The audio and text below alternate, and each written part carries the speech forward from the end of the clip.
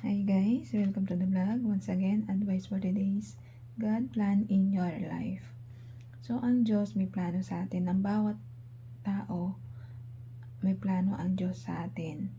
Dapat samahan mo ng pagsisikap at pagkilos at paggawa.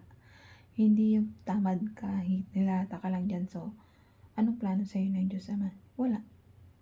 Kasi hindi ka naman nagsikap eh. Kasi hindi ka man gumawa, hindi ka nagtrabaho. So, anong expect mo? I-plano sa'yo ng Diyos.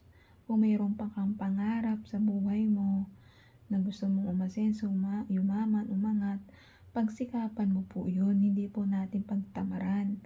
Ang Diyos, kapag nakikita ka niyang nagsisipag ka sa buhay mo, ginagabayan ka niya.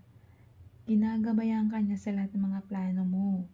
Kunyari, plano mong ganito, masenso magkaroon ng business na successful, nasasama mo, dadalangin mo sa Kanya at maglalagay ka ng Diyos Ama sa pagkatao mo, sa plano mo, sa business mo, ay tsak na tsak, ang business mo ay magiging successful. Success, maginhawa ba? Sagad-sagad ang pera ang pasok. Success, maraming pera ang papasok. Magbubunga ng siksikliglig at umaapaw yung business mo, lalago.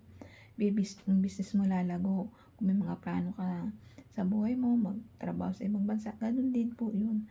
Magkakaroon ka ng trabaho sa ibang bansa na successful.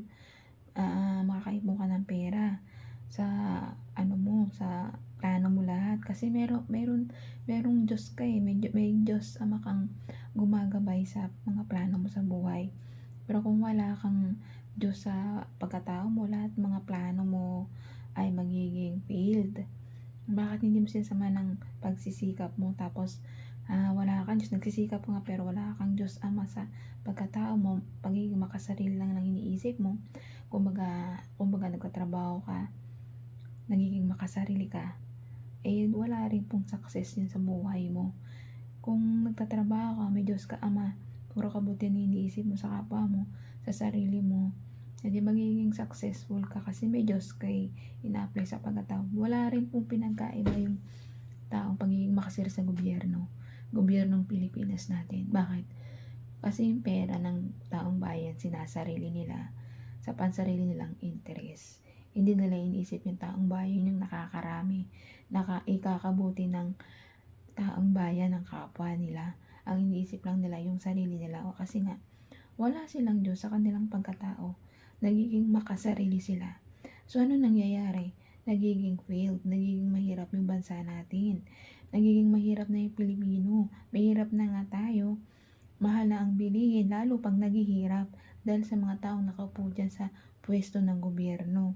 Ang tao pong karapat-dapat pumwesto sa pinakamataas na presidente ng Pilipinas natin, may matalinong kaisipan, may matalinong pagpaplano, may malasakit sa ating taong bayan, may takot sa Diyos.